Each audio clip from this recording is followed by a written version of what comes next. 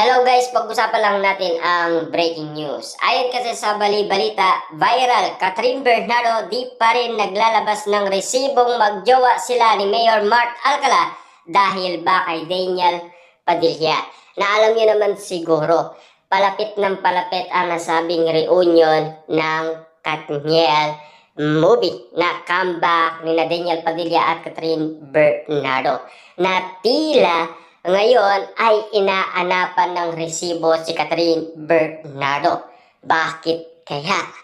Dahil ba kay Daniel Padilla? Kaya nga naman kasi hirap na hirap ang karamihan maganap ng resibong moment ni Catherine Bernardo at Mayor Mark Alcala na tila buhay na buhay pa rin sina Catherine Bernardo at Daniel Padilla sa mga isipan at mga mata ng karamihan dahil hindi pa umano umahamin si Catherine Bernardo sa tunay niyang relasyon kay Mayor Mark Alcala.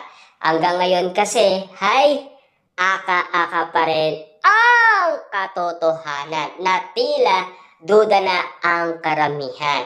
Na alam niyo naman siguro, pinaniniwalaan na ng karamihan ang mga PR ni Catherine Bernardo na talagang nagsasabi si Catherine Bernardo ay bet na bet pa rin niya si Daniel Padilla. Yan ang pinakamatimbang pa rin na palaisipan sa karamihan.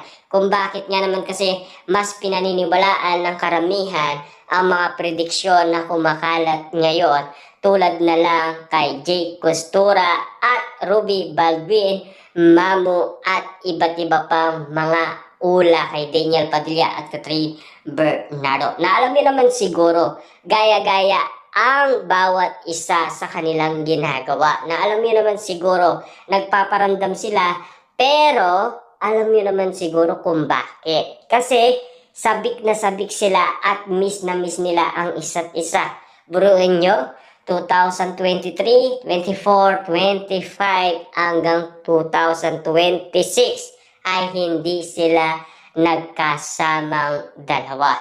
Subalit, alam niyo naman siguro, may pinirmaan kontrata si Catherine Bernardo dahil pinabago niya.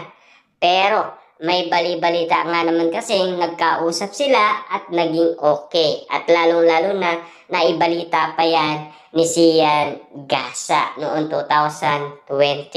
At lalong-lalo na, nagkaroon pa ng balita umano kina Carla Estrada at Mami Min Bernardo. Kasi hanggang ngayon ay loves na loves pa rin ni Daniel Padilla si Catherine Bernardo.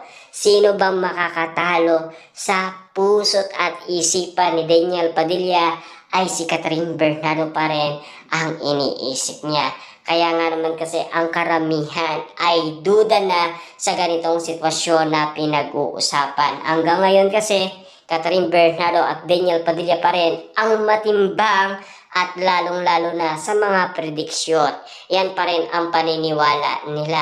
Hanggang ngayon kasi tahimik pa rin si Ogie Diaz dahil kinukulit na siya ng mga Dilulo fans, ng mga Katniel fans. Lalong-lalo na ang mga prediksyon kinukulit na rin ng mga Dilulo fans, ng mga Katniel fans dahil sa usapin ng ABS-CBN na magkakaroon ng comeback ang Katniel na matagal-tagal din inintay ng mga Dilulo fans, ng mga Katniel fans. Ika nga nila, kahit magkaroon man sila ng teleserye or movie, sapat na daw iyon para sa mga Dilulo fans kahit na hindi na umano sila magkaroon ng balikan sina Daniel Padilla at Catherine Bernardo. Kasi mas naniniwala na umano ang karamihan dahil may kanya-kanyang partner na sina Catherine Bernardo at Daniel Padilla. Pero subalit naniniwala pa rin sila sa mga haka-aka, lalong-lalo na sa mga prediksyon at sa mga pinaniniwalaan ng karamihan na hanggang ngayon ay hindi pa rin nakaka-move on ang kanilang idolong sina Catherine Bernardo at Daniel Padilla. Malakas kasi ang loob ngayon ng karamihan tila buhay na buhay pa rin ang mga alaala ng Katniel kina Daniel Padilla at Catherine Bernardo. Na alam niyo naman siguro, noong 2025, nagulat ang mga Delulu fans. Akala nila minumulto sila ng Katniel. Bakit nga ba? Nagsuot pa naman ng damit si Catherine Bernardo ng katulad kay Daniel Padilla. Inala kasi ng karamihan, palihim nagkikita ang dalawa at lalo-lalo na Daniel Padilla. Suot pa rin niya ang nasabing jacket. Noon ay kasama niya si Catherine Bernardo kaya nagulat ang karamihan, lalong-lalo na ang mga Delulu fans. Kaya nga naman kasi pinag-uusapan hanggang ngayon sina Daniel Padilla at Catherine Bernardo. Subalit pinag-uusapan, may relasyon na si Catherine Bernardo ay si Mayor Mart Alcala. Ganon din naman kasi si Daniel Padilla ay si Kyla Estrada. Pero alam niyo naman siguro, Daniel Padilla at Kyla Estrada, umamin naman yan noong 2025 na si Daniel Padilla ayaw niya kay Kyla Estrada. At si Kyla Estrada naman, ayaw niya sa mga aktor. Ang gusto niya, non-showbiz. Pero ano nga ba talaga ang tunay na kadahilanan kung bakit natin nakikita?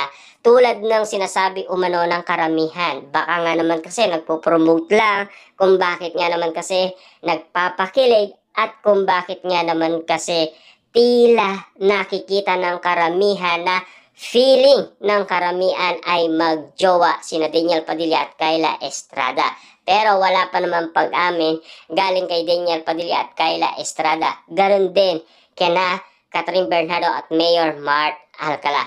Kaya nga naman kasi hanggang ngayon ay safety na ang karamihan. Kung bakit nga naman kasi nabudol nga naman sila ng nasabing cat din na sina Catherine Bernardo at Alden Richard. Sanay na umano ang mga netizens para hindi na masilaw pa sa mga haka-haka at sa sinasabi umano ng karamihan. Dahil alam niyo naman siguro, Delulu fans nga eh. Kaya nga naman kasi tinawag silang Delulu fans dahil sa nakikita nila at sa inala nila at sa prediksyon sa kanilang paniniwalang magjowa umano sina Daniel Padilla at Catherine Bernardo. Hanggang ngayon, yan kasi ang paniniwala ng karamihan.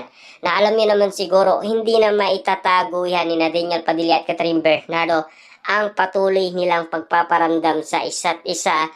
Totoong-totoo yan. Kasi sila mismo ang nagpaparamdam sa isa't isa na siguradong sabik na sila sa isa't isa.